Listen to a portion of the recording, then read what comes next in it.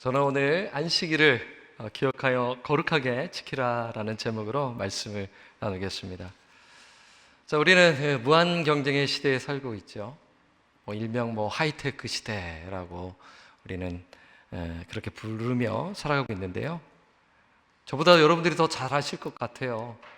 현장에서 또 일하시는 분들도 계시기 때문이죠. 오픈 AI라든가 로봇 공학, 메타, 또 반도체 같은 그 첨단 과학 기술이 빠르게 진행되고 있어요. 그래서 좀 경쟁이 어느 때보다 참 치열하다라는 것을 우리는 보게 됩니다. 여러분도 잘 아시다시피 지금 또 미국도 그렇고 전 세계적으로 지금 보니까 참 치열해서 미국이 좀 앞서가고 있잖아요. 그래서 20년 전에 탑 10이 지금 봤었을 때 딱 한 기업만 남았다고 하더라고요. 어느 기업인지 아세요? 그 전체 기업 규모를 이렇게 설명드려서 말씀입니다. 마이크로소프트 제외하고는 다 바뀌었다고 순서가 하더라고요. 자, 그걸 또 오늘 이제 말씀을 준비하면서 좀 검색도 해보고 너무 좀 제가 그 분야에서는 또 잘 모르기에 참 경쟁이 치열하죠. 또 어떤 사람들은 이렇게 이야기하는 거예요. 스마트폰의 시대는 이제 곧 없어지게 될 것이다. 물론 있지만 이제 그걸 지금 치열하게 10년 전부터 준비하고 있어서 저 그걸 보고 또 깜짝 놀랐거든요. 그래서 정말 빠르게 변하고 있구나라는 것을 제가 또 말씀을 또 준비하면서 지금 세상이 돌아가는 것을 보면서 알게 되었어요. 제가 이런 뉴스가 있더라고요. 그 샌프란시스코에 본사를 둔 그 AI 스타트업 카그니션이라는 회사가 있습니다. 그 AI 쪽에서 일하시는 분들은 아실 것 같아요. 그런데 이 회사가 어떠한 정말 그 경쟁 회사를 인수하였다고 합니다. 그러면서 그 회사 직원들에게 선택권을 제시했어요. 그러니까 두 가지죠. 첫 번째는 뭐냐면 주 6일 80시간 근무라는 극도의 집약적인 근무 환경에 수용하거나 아니면 9개월치 퇴직금과 인수대금을 포함한 보상금을 받고 떠나라는 조건인 것이죠. 남든지 여기 문화에 적응할 것인지 따를 것인지 아니면 떠나. 그래서 경쟁에서 이기기 위한 전략으로서 전보다 더 많은 일을 하고 있는 것이 지금 그 IT 쪽인 것 같아요. 그래서 상당히 정말 치열하고 경쟁이 있다는 것을 알게 됩니다. 이것은 쉼이 없는 시스템이라고 볼 수가 있죠. 그런데 이러한 모습이 과거 이집트 시대에도 있었다는 것입니다. 출애굽기 그 1장을 보게 되면 이 바로가 국고성 두 곳을 이스라엘 백성에게 건축하게 합니다. 이 이집트의 이 국고성은 곡식과 병기 물자를 보관하는 아주 대규모 큰 성읍입니다. 근데 일명 작은 창고, 큰 창고 이렇게 보는 것이 아니라 성읍 전체가 곡식을 쌓아놓고 병기 물자를 쌓아놓는 그러한 성읍이죠. 그래서 이 국고성은 이 바로의 부와 권력을 보여주는 상징물인데요. 그런데 이 국고성의 건축물에 많은 벽들이 필요했죠. 그래서 바로는 이스라엘 백성에게 쉼을 주지 아니하고 일을 시키는 것입니다. 그래서 성경을 보게 되면 빨리 하라고 재촉하고 더 많이 만들라고 하는 것이죠. 벽돌을요. 지속적인 생산과 무한 경쟁의 시기였음을 보여주는 것입니다. 그래서 성경을 보게 되면 백성들의 삶은 너무나 고단해서 하나님께 기도하는 장면이 나오고요. 그리고 하나님은 계획하시죠. 모세를 보내어 이스라엘 백성을 구원하기로 계획하시는 것입니다. 그래서 이제 모세가 바로를 찾아와, 아론과 모세가 바로를 찾아와 이렇게 말하는 것이에요. 이스라엘 백성들을 보내라. 그럼 보내는 목적이 무엇이죠? 하나님께 예배드리기 위함이다 라고 말하는 것입니다. 자, 모세의 말을 들은 바로는 어떻게 대답하나요?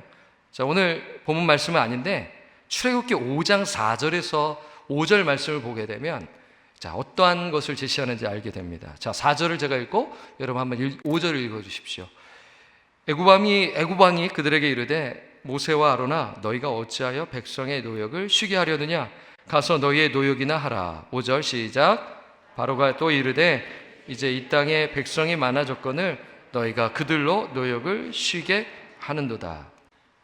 당연히 바로는 모세의 제안을 거절하지요. 이스라엘 백성의 노동력 때문입니다. 그러면서 바로가 하는 말은 잘 주목해 보시면 너희가 그들로 노역을 쉬게 하는도다 라고 합니다. 여기서 쉬게 하는도다는 히브리어로 샤바트입니다. 샤바트. 영어로는 사바스라고 하지 않습니까? 안식이에요. 그렇죠? 멈춤, 쉬다라는 의미가 담겨져 있죠. 문자적으로요. 성경 기자는 출애굽기 5장 5절에 안식이라는 단어를 사용했죠. 그러면 우리는 이 애굽이 안식이 없는 사회라고 생각할 수가 있어요. 바로는 이스라엘 백성에게 안식하지 말라고 말하는 곳입니다. 그러면서 강제 노동 감독관에게 할당량을 채우라고 재촉하는 것이죠. 그리고 노동 감독관은 작업반장에게 벽돌을 빨리 만들라고 독촉하죠. 만약 할당량을 채우지 못하게 되면 때리는 것입니다. 쉼이 없는 시스템이죠. 그리고 강제 노동 감독관 역시 쉬지 못하고 감시해야 했고요. 작업반장 역시 쉼없이 일해야 했습니다. 그러니 하급 계층인 이스라엘 백성들의 삶은 너무나 고단한 것이에요. 바로는 이스라엘 백성들에게 안식을 주지 않았습니다. 이것이 이제 출애굽기를 통해서 우리가 생각할 수 있는 역사적인 배경이잖아요.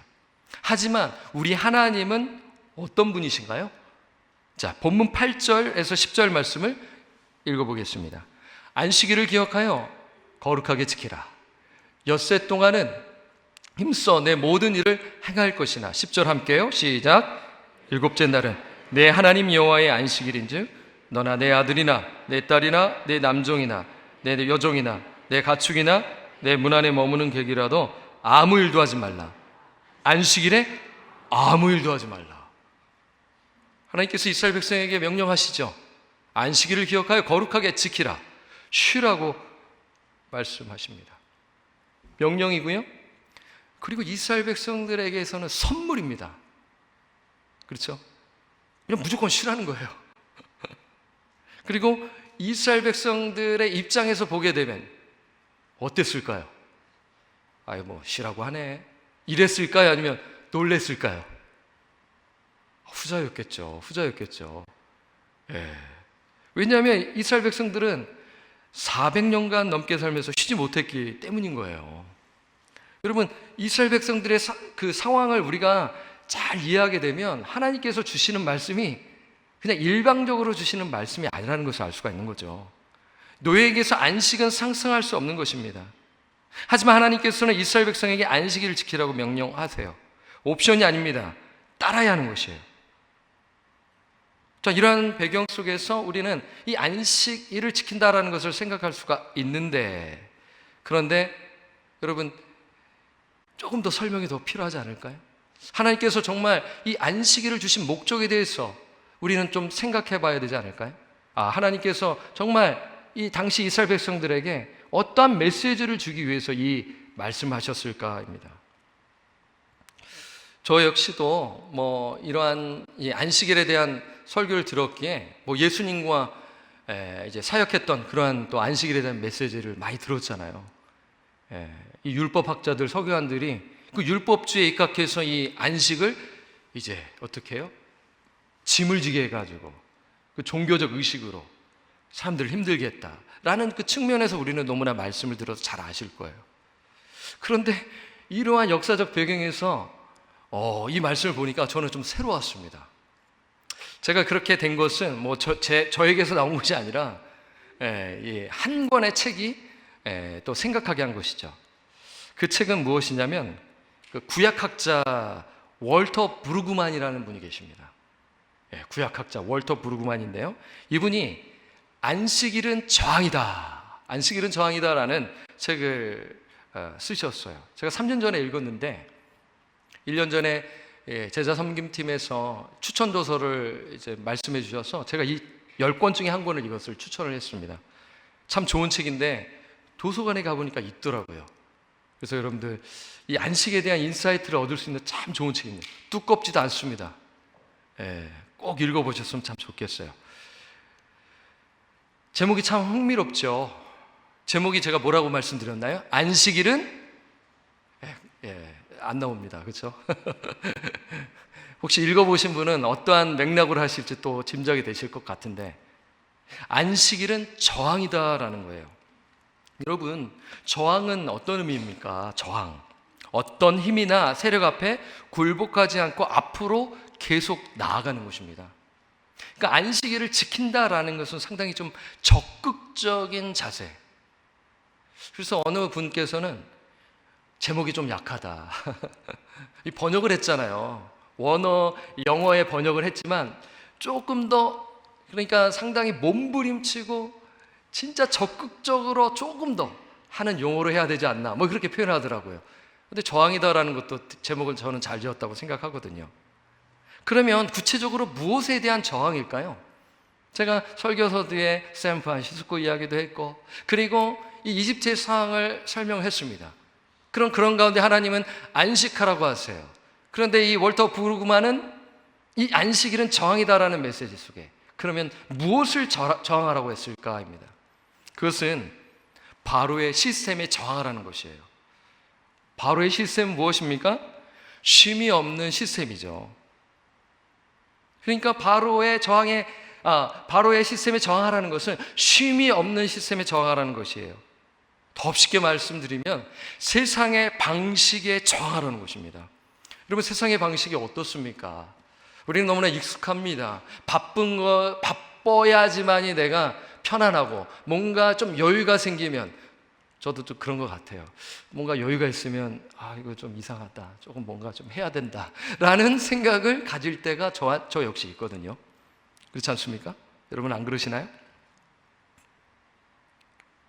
여러분, 세상의 방식에 저항하라는 것, 세상의 방식은 예를 들자면 소비주의 아니겠습니까? 소비주의. 소비는 중요하죠, 그렇죠? 우리의 삶 속에서. 근데 주의는 주의해야 하는 것이죠. 율법은 중요합니다. 율법주의는 주의해야 되는 거죠, 그렇죠? 권위는 필요합니다. 권위주의가 주의해야 되지 않겠습니까? 소비주의는 이겁니다. 필요한 물건 꼭 사야 되는데, 아니 이거 괜찮은데 바꾸는 겁니다. 더 좋은 것. 차가 있겠죠. 어떤 물건이 있겠죠. 이거 말짱한데 조금 더 쓸 수 있는데 더 좋은 거. 네, 그걸 부추기잖아요. 세상에서는요. 그 광고를 통해서요. 물질주의 아니겠습니까? 소비주의는 물질주의. 그런데 이 소비주의, 이것을 이제 누리려면 뭐가 필요하냐면, 뭐가 필요합니까? 돈이 필요하잖아요. 그러면 돈을 벌려면 그냥 벌어지지를 않아요. 그러니까 되게 우월한 교육을 받아야 되는 것이죠. 그렇죠. 내가 좋아하고 내가 보람된 것을 찾는 것, 물론 실질적인 부분도 잡을 찾는 것 중요하죠. 그런데 이러한 세상의 흐름 속에 내가 편승하고 내가 세상 속에서 하기 위해서 우월한 교육을 받기 위해 몸부림치는 것입니다. 쉼이 없이 달려가는 거예요. 쉼 없이 열심히 하는 거예요. 목적이 그런 거죠. 세상의 그 방식 속에서 내가 살아가는 거죠. 지금 이것을 이야기하고 있는 것입니다. 사람마다 틀릴 것입니다. 그리고 또 이 안식일을 지키라는 것을 제가 이제 세상의 방식에 저항하라고 했는데, 자, 그것을 좀 구체적으로 나누기 전에 여러분들은 어떠세요? 안식 혹은 안식일 하면 어떤 이미지이십니까? 어떤 분은 쉬는 거다. 나는 안식이 필요해. 여행이 필요해. 그래서 3일간, 4일간 혹은 일주일 혹은 10일간 여행을 갑니다. 틀린 말은 아니죠. 근데 이제 사실 여행을 가더라도 피곤해서 돌아오는 경우가 있죠. 안식이 안 되고 오히려 다투면서 오는 거예요. 내가 너무 친한 사람이라 가가지고 안식하지 못하고는. 또 그렇게 또 우리가 또 가지고 있는 그런 이미지가 있어요. 안식에 대한. 또 그리고 또 뭐가 있을 것 같습니까? 안식일 하면 한국에서 어느 정도 신앙생활 하신 분들은 이미지가 있습니다. 이 안식일은 뭘로 이어지냐면 주일 성수잖아요, 그렇죠? 더 이상 안식일은 없죠. 구약 시대에만 있기 때문에. 그래서 저도 미국에 30살에 왔지만 그 8살에 신앙생활을 하면서 22년간 제가 가졌던 한국 교회에서의 이 안식, 주일 성수는 상당히 엄격했어요. 주일에 사 먹으면 돼요, 안 돼요? 여러분 혹시 반응이 없네요. 다 여기서 예수님 만나셨나 봅니다. 한국에서 어느 정도 신앙생활 하신 분들은 그렇죠? 뭐 80년대, 90년대 제가 이제 그렇게 주일학교와 중고등부 시절을 보냈는데 사 먹으면 안 돼요. 그래서 저는 순종했어요. 슈퍼에 가서 안 사 먹었어요. 뭐 이렇게 물어보더라고요. 주일에 짜장면 사 먹어도 돼요? 안 돼요? 뭐 이런 질문도 막 우스갯소리 던지지 않습니까? 그리고요, 보게 되면 저는 그래도 괜찮은 것 같아요. 다른 교회는요, 교회가 먼 거예요. 그럼 버스를 타야 돼요. 그러면 버스를 타게 되면 돈을 써야 되잖아요. 그래서 성도들이 어떻게 하는 줄 아세요? 토요일에 교회 와서 자고 그 다음날 주일에 예배 드렸다고 합니다. 와, 놀라죠. 저도 놀랐어요. 실질적으로 있었습니다. 근데 여러분, 저 폄하하는 건 아닙니다. 분명히 그 성도님들 가운데는 진짜 순수하게 주님 사랑하고 교회 사랑하는 마음으로 그렇게 하신 분들도 있어요. 그런데 제가 말씀드리는 것은 뭐냐면, 우리가 이 십계명을 보고 이 말씀을 볼 때 특히 하세요, 하지 마라, 하라 하면은 이 반항심이 특히 있게 되면 막 반대로 하고 싶잖아요. 그렇죠? 이 죄성이 있기 때문에.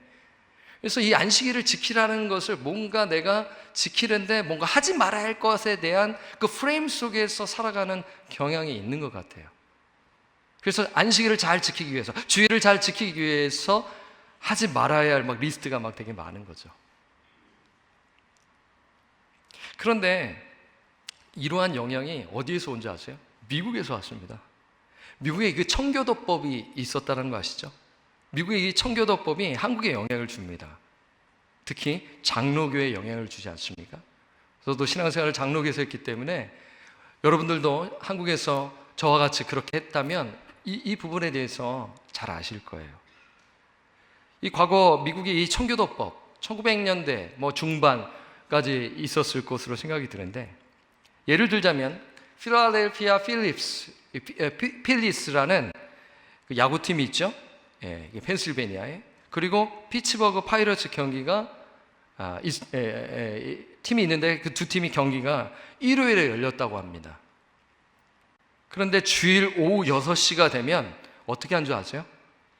오늘날에는 계속 해야 되잖아요. 그렇죠? 12시고 1시고 2시고 모르겠어요. 요즘은 연장전이 없는지 좀 가물가물한데, 근데 당시에는 청교도법에 따라야 했기 때문에 오후 6시를 넘으면 경기를 중단하고 집에 돌아가야 했어요. 이 주일에 유흥과 오락을 금했는 아주 그러한 종교법이죠. 근데 그게 이제 미국에 있었단 말이에요. 그래서 이 미국에서 신앙생활한 그런 좀 연세 있으신 이 미국 분들 이거 잘 압니다. 그래서 이미지가 내가 이거 하지 말아야 되지, 이걸 해야 되지, 이러한 속에서 안식일을 지킨다라는 것을 많이들 갖고 있습니다. 책을 통해서도 그렇게 생각했고요. 저 역시도 그러한 것에 좀 사로잡혀 있어서 그러한 부분에 또 습관도 있었던 것으로도 있었죠. 그런데 여러분, 그렇게 하는 것이 제가 나쁘다고 이야기 드릴 수는 없어요. 그 순수한 마음과 하나님 사랑하는 마음에서 하는 분들이 있기 때문인 것이죠. 그런데 저는 더 깊은 의미, 하나님께서 정말 이 안식일을 거룩히 기억하여 거룩히 지키라는 이 말씀에 어떠한 진정한 영적 의미가 있는가. 결국엔 이거는 추상적인 이야기가 아니라 실질적인 이스라엘 백성의 그러한 삶과도 연관되어 있기에 우리는 생각할 수가 있는 거예요. 그리고 오늘 21세기를 살아가는 우리들에게도 이 말씀은 하나님의 말씀이고 영원한 하나님의 말씀이기에 오늘 우리에게도 직접적으로 주시는 말씀이라고 저는 생각하고 전하는 것이죠. 그래서 서두에 안식일은 저항이다라는 것으로 여러분들에게 말씀을 드렸죠. 세상의 방식에 저항하는 것입니다. 몸부림치는 것입니다. 내가 의지적으로 결단하지 않으면 안 된다라는 것을 생각하는 것이에요. 그래서 이러한 배경으로 오늘 본문 말씀을 깊이 묵상하시면서 생각하시면서 내 삶을 돌아보시면서 한번 이 말씀을 한번 내 삶 속에 적용했으면 참 좋겠어요. 그래서 다시 한번 더 오늘 본 말씀 8절에서 11절 이 말씀을 다시 한번 더 여러분 읽으시면서 우리 한번 말씀을 제가 한번 또 다시 나누도록 하겠습니다. 읽겠습니다. 안식일을 기억하여 거룩하게 지키라. 엿새 동안은 힘써 내 모든 일을 행할 것이나 일곱째 날은 내 하나님 여호와의 안식일인즉 너나 내 아들이나 내 딸이나 내 남종이나 내 여종이나 내 가축이나 내 문 안에 머무는 객이라도 아무 일도 하지 말라. 11절 시작. 나 여호와가 하늘과 땅과 바다와 그 가운데 모든 것을 만들고 일곱째 날에 쉬었음이라. 그러므로 나 여호와가 안식일을 복되게 하여 그날을 거룩하게 하였느니라. 우리는 지금 방금 11절 말씀 8절에서 10절 말씀 아시죠? 아무 일도 하지 말라. 그러면서 11절에 하나님께서 왜 안식일을 지켜야 하는 그 이유를 말씀해 주세요. 하나님께서 그 피조 세계를 6일간 창조하시고 일곱째 날에 안식하셨잖아요. 그러니까 하나님께서 안식하셨기 때문에 너희들도 안식하라 라는 것이죠. 그렇죠? 그런데 하나님께서 어떻게 보면 피곤해서 그러신가? 그건 아니겠죠? 하나님은 피곤해서 안식하라는 것 아니란 말입니다. 하나님은 졸지도 아니하시고 주무시도 아니하시는 분입니다. 그래서 하나님은 우리에게 쉬지 말고 기도하라고 하셨잖아요. 왜요? 하나님은 계속 들을 준비를 하시는, 졸지도 아니하시고 주무시지도 아니하시는 분이시기 때문에 우리에게 기도하라고 하셨어요. 쉬지 말고. 문제는 우리가 기도하지 않아서가 문제인 건데, 지금 하나님께서 이 안식일을 지키라고 하신 것, 하나님께서 안식하셨기 때문에 그 의미로서 볼 수 있고, 또한 11절 마지막 부분을 통해 하나님께서 왜 안식일을 기억하여 거룩하게 지키라고 말씀하셨는가를 알 수가 있는 것입니다. 다시 한번 보겠습니다. 20장 11절 끝부분요, 함께 읽죠. 시작. 여호와가 안식일을 복되게 하여 그날을 거룩하게 하였느니라. 아멘. 자, 여기서 우리가 볼 수가 있는 거예요. 하나님께서 안식일을 어떻게 하셨습니까? 복되게 하여 그날을 거룩하게 하셨다. 이게 되게 중요합니다. 이게 키워드입니다. 이 말씀은 이미 창세기 2장 1절에서 3절에서 하나님께서 말씀하셨어요. 그런데 거룩하게 하였다라는 것은 어떤 의미냐면요, 거룩하게 만들었다라는 거예요. 거룩하게 하였다라는 것은 거룩하게 만들었다. 이 용어는 하나님을 위해 어떤 것을 따로 떼어 놓다. 하나님을 위해 어떤 것을 따로 떼어 놓다라는 의미인 것이에요. 그렇다면 구체적으로 무엇을 위해 따로 떼어 놓았을까요? 그것은 예배와 교제를 위해서입니다. 그렇죠. 이 부분에 대해서는 분명히 아실 거예요. 안식에 대한 의미로서 이거는 예배와 관련되어 있구나, 교제와 관련되어 있다는 것을 알 수가 있어요. 맞습니다. 하나님은 이스라엘 백성들을 구원하셔서 은혜로 출애굽시키셨습니다. 그렇지 않습니까? 그것은 그림자이지만 하나님께서 예표로 보여주셨죠. 우리가 우리의 힘과 노력으로는 절대로 구원을 받을 수가 없어요. 오직 예수 그리스도를 믿는 믿음을 통해서 하나님의 자녀가 될 수가 있잖아요. 구원을 받을 수 있잖아요. 이러한 것을 말씀하시기 전 그 그림자로서 하나님은 이스라엘 백성, 노예 생활하고 있는 이스라엘 백성을 무조건적으로 그들을 사랑하셔서 은혜로 그들을 구원해 주셨죠. 그리고 홍해를 건너가게 하셨어요. 그것은 무슨 의미입니까? 침례입니다. 그렇지 않습니까? 침례입니다. 오늘 우리가 이제 침례식을 생각할 수 있지 않겠어요? 그리고 난 다음에 하나님께서는 그 1년 되는 무렵에 시내산에서 이스라엘 백성들에게 법과 식을 주셨습니다. 그렇지 않습니까? 왜 주셨습니까? 힘들게 하려고? 짐을 주려고? 아니죠. 뭐예요? 하나님과의 관계, 친밀한 교제를 위해서 이 십계명과 그 성막 만드는 것을 하나님께서 직접 말씀하셨고 가르쳐 주셨지 않습니까? 그러한 맥락에서 이 4계명 역시 하나님께서는 이스라엘 백성들과 진정한 교제를 누리고 싶어서 이렇게 말씀하시는 것으로 우리는 생각할 수가 있잖아요. 그래서 안식일을 거룩히 지킨다라는 것은 우리가 이제 몸부림치면서 세상의 방식에 저항하면서, 적극적으로 저항하면서, 그래서 시간을 구별하여 따로 떼어 놓아 하나님을 섬기고 예배하는 것이죠. 사실 여러분 보세요, 이집트는 다신교의 나라입니다. 10가지 재앙이 다 신들과 관련되어 있기 때문에 하나님께서는 그들이 섬기는 신을 가지고 그 애굽 사람들을 심판하셨지 않습니까? 요즘 우리가 에스겔서를 묵상하고 있습니다. 에스겔서의 배경은 바벨론 아니겠습니까? 바벨론 역시 다신교의 나라 아니겠습니까? 그런데 포로로 끌려간 이스라엘 백성들, 거기서 어떻게 해요? 우상 숭배하는 거예요. 왜요? 왜요? 너무나 이 바벨론이 너무나 부강하기 때문에, 찬란한 문명 때문에 현혹이 되는 것 아니겠어요? 그래서 이 신이 우리를 어떻게 해주지 않을까? 그러니까 에스겔이 너무나 답답해서 에스겔이 안 하는 거죠. 하나님께서 이곳으로 너희들을 데리고 오셨다, 너희들 포로 생활하게 하셨다. 그래도 듣는 사람은 듣지만 안 듣는 사람은 안 듣는 거예요. 우상숭배, 그 찬란한 그 문명.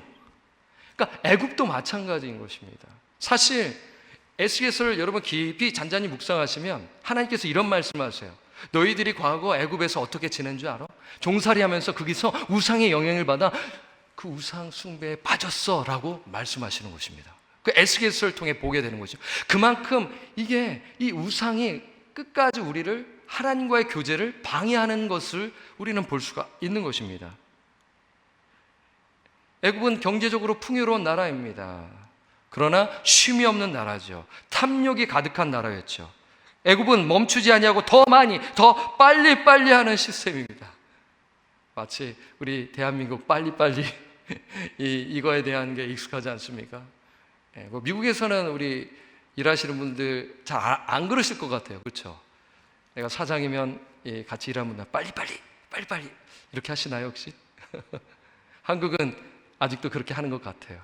그래서 그 외국인 노동자들이 제일 먼저 배우는 단어가 뭐라고 하죠?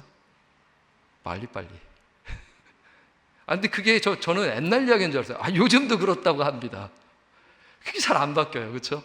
미국에 오니까 행정이 너무 느리고 그걸 받아들이기까지 좀 시간이 걸렸지만 그렇습니다. 이 애굽이 다스리는 나라는 쉼이 없는 시스템인 것이죠. 그러나 하나님이 통치하시는 이스라엘 백성은 어떤 겁니까? 안식을 통해서 하나님과 교제하는 것을 말씀하고 있는 것이죠. 그러면서 우리는 이 부분을 생각하면서 이 십계명 전체를 생각해 볼 필요가 있다는 것을 드립니다. 왜냐면요, 이 4계명이 정말 중요하다는 것을 깨닫기 때문이에요. 사실 저는 이 책을 보기 전까지는 그렇게 이 4계명에 대해서 당연히 중요하니까 그렇게 깊게 생각하지 못했는데, 이 책을 통해서 이 제4계명이 정말 중요하구나라는 것을 알게 되었어요. 다르게 표현하게 되면 이 네 번째 계명이 10계명 전체를 이어주는 중요한 브릿지라는 것이에요. 중요한 다리라는 것입니다. 자, 한번 살펴볼까요? 4계명 앞에 있는 첫 번째에서 세 번째 계명은 어떤 계명인가요? 어떤 계명입니까? 하나님을 향한 사람의 태도이잖아요. 하나님과 나와의 관계입니다. 한번 슬라이드를 보여주시면 이렇게 나와 있죠. 1계명, 너는 나 외에는 다른 신들을 섬기지 말라. 두 번째 계명은 우상을 만들지 말라. 세 번째, 우리 함께 읽어볼까요? 시작. 하나님의 이름을 망령되이 일컫지 말라. 그렇잖아요. 그러면서 하나님을 향한 우리 인간의 태도, 사람의 태도가 나오면서 그러면서 네 번째 계명을 주시는 거죠. 제가 네 번째 계명은 넣지 않았어요. 오늘 많이 읽었기 때문에. 네 번째 계명이 무엇입니까? 안식일을 기억하여 거룩히 지키라는 것이죠.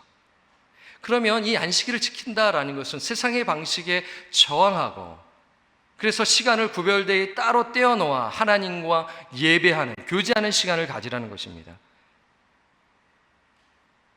만약에 우리가 반대로 이렇게 의지적으로 세상의 방식에 저항하지 아니하고 그냥 타협하고 산다면 어떻게 될까요? 탐욕에 빠질 가능성이 매우 높습니다. 네, 포로로 끌려간 이스라엘 민족들, 에스겔서에 나와 있죠. 그들은 하나님도 믿었습니다. 잘 믿었어요. 그러나 한쪽에는 우상이 있었단 말입니다. 그러니까 우리가 안식하지 아니하고 세상의 방식에 저항하지 않는다면 형식만 남게 되는 거예요. 하나님과의 관계가 멀어진 채로 형식만 어떻게 보면 더 발달돼서 종교적 기술만 습득한 종교인으로서 살아갈 수 있는 거예요. 여러분 잘 아시지 않습니까? 탐욕은 우상 숭배이기 때문에 하나님과의 관계를 멀어지게 한다라는 것이에요. 그러면서 이 네 번째 계명이 그렇게 메시지를 주고 다리라고 했잖아요. 어디를 이어주는 다리라고 했나요? 5번째와 10번째를 이어주는 다리라고 했어요. 첫 번째, 세 번째 그 다리를 이어주는 네 번째 계명이 있고 그 다음에 이어지는 게 뭐예요? 5번째에서 10번째 계명입니다. 그것은 무엇입니까? 사람을 향한 태도이죠. 사람과 사람 사이. 자, 한번 보겠습니다. 제가 이렇게 한번 줄여보았습니다. 5번째, 부모를 공경하라. 6번째, 살인하지 말라. 7번째, 간음하지 말라. 8번째, 도둑질하지 말라. 9번째, 거짓 증거하지 말라. 이웃입니다. 이웃이라는 단어가 반복적으로 나와요. 9번째 계명부터 10번째 읽어볼까요? 시작. 내 이웃의 것을 탐내지 말라. 너무나 잘 아시죠? 이웃사랑입니다. 그러니까 내가 제4계명을 믿음으로, 예수 믿는 믿음 안에서 이 계명을 이제 주일을 지키고 또 주의 날이 또 월요일부터 토요일이기에 이 진정한 의미를 깨닫고 내가 지키고 있다면 뭐가 있냐면 이웃사랑으로 이어진다는 거예요. 이게 십계명이 말씀하는 거예요. 근데 그 중간에 중요한 역할이 뭐냐면 안식일을 기억하고 거룩하게 지키라는 것이죠. 여러분 그렇지 않나요? 우리의 삶을 뒤돌아 한번 보십시다. 우리가 안식하지 않냐고 빨리빨리 바쁘게 성실하게 사는 것을 우리는 또 생각할 수 있어요. 야, 너 정말 성실하다. 그런데 주변도 살피지 아니하고 앞만 보고 달려게 되면 사람을 살피지 못하게 되는 거예요. 일만 하는 거예요. 일만 남는 겁니다. 탁월한 능력자로서 칭찬은 받겠지만 사람은 없어요. 부모님도 살피지 못합니다. 형제자매를 살피지 못합니다. 나의 이웃을 살피지 못합니다. 교회 안에서 형제자매를 살피지 못합니다. 지금 무슨 일이 있는지 모릅니다. 그래서 저도 그렇게 될 수가 있는 거죠. 그렇죠? 여러분 살피지 못하면 인격적 관계가 형성되지 못한다라는 것이에요. 제가 청년 사역을 하고 있기 때문에 되게 중요한 게 이 청년 사역, 물론 다른 사역도 마찬가지입니다. 이거는 다 공통적인 것입니다. 청년 사역에서 중요한 것은 인격적 교제입니다. 그들이 바쁘지만 뭘 갈망하냐면 진정한 인격적 교제인 것이에요. 시간이 걸립니다. 마음은 쉽게 열지 않습니다. 그래서 이렇게 이제 우리 청년부는 최근에 이제 2주 방학을 하고 제가 이제 목자들과 이렇게 이제 목자 모임을 갔는데요. 우리 전도 폭발에서 그들의 일반 생활 되게 중요하잖아요. 그렇죠? 그들의 일반 생활. 들어야 그 다음에 이제 우리가 얘기할 때 들어준단 말이에요. 제가 청년들과 그들의 일반 생활을 좀 길게 합니다. 일부러요. 근데 그 가운데 힐링이 일어나요. 어려운 거 털어놓고 힘든 거 털어놓고 그때 아니면 몰라요. 그러면서 서로를 알아가고 내가 이때 좀 기다려야겠다. 이때 이걸 가지고 기도해야겠다. 이거를 알게 되는 것입니다. 그렇죠? 단순히 성경 지식을 배우는 시간이 아닙니다. 하나님의 말씀을 같이 몸부림치면서 하기 위해서는 그들의 생활을 면밀히 들을 필요가 있어요. 대화를 해야 돼요. 저도 오픈해야 되는 것이에요. 그래야 인격적 관계가 형성되어서 함께 공동체를 세워나갈 수가 있는 것이에요. 이것이 하나님께서 말씀하시는 안식일을 지킨다라는 것으로 우리는 생각할 수가 있는 것이에요. 그런 맥락에서 여러분들 다시 한 번 더 10번째 계명 이웃에 대한 이 말씀을 한번 다시 한번 읽어볼까요? 자, 출애굽기 20장 17절 말씀 시작. 집을 탐내지 말라. 네 이웃의 아내나 그의 남종이나 그의 여종이나 그의 소나 그의 낙이나 물은 내 이웃의 소유를 탐내지 말라. 그렇죠. 하나님께서는 이웃을 돌보라고 하시면 되겠는데 뭐라고 말씀하세요? 내 이웃의 소유를 뭐 하지 말라? 탐내지 말래요. 왜냐하면 이 탐심은 이웃을 희생시켜가며 재물을 얻으려 하기 때문인 거예요. 바로가 다스리는 애굽의 시스템이 그런 거였습니다. 그렇지 않습니까? 그렇잖아요. 지속적인 생산과 무한 경쟁입니다. 쉼이 없는 시스템입니다. 탐욕을 부리는 시스템입니다. 그러니 인간관계가 어땠을까요? 따뜻하지 못했겠죠. 삭막했겠죠. 이스라엘 백성들 간에서도 눈치 봤을 거예요. 서로 일 넌 되게 못한다, 그런 거 있잖아요. 제가 군생활에서 경험했습니다. 군생활 좀 잘하면 되게 칭찬받고 못하면 막 맞고 비인격적이잖아요. 제가 그거를 겪었기 때문에 참 그 점이 참 어렵더라고요. 네. 사람마다 수준이 있는데 이런 부분에서 안 되니까 이 조직 문화이고 그러다 보니까 참 그렇습니다. 그렇지 않습니까?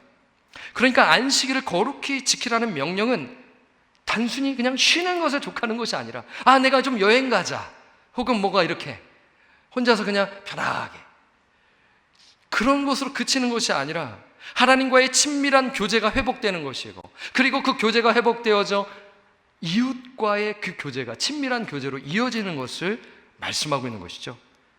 저와 여러분이 그렇게 정말 진실하게 실천하면 사랑이 넘치는 쉼을 느낄 수 있지 않겠습니까? 이러한 의미로서 우리는 안식일을 기억하여 거룩하게 지키라는 것으로 우리는 생각할 수가 있는 것이에요. 사랑하는 성도 여러분, 우리는 너무나 잘 압니다. 우리는 오늘 찬양 통해서 주님만 찬양합니다. 주님만 예배한다고 선포했고 고백했어요. 귀합니다. 그래서 월요일부터 토요일까지 이 예배당을 나가시면서 말씀 묵상하시면서 정말 주님과의 친밀한 교제를 누리시기를 바라요. 날마다 주님을 찬양하고 주님과의 그러한 말씀 묵상을 통하여 교제를 풍성히 누리시기 바랍니다. 그런데요, 거기서 끝나면 안 됩니다. 이웃사랑으로 이어져야 됩니다. 공동체로 나아가야 한다라는 것을 말씀하는 거예요.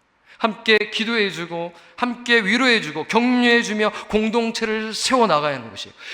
이러한 의미를 주시기 위해 하나님께서는 제4계명을 주셨다라는 것입니다.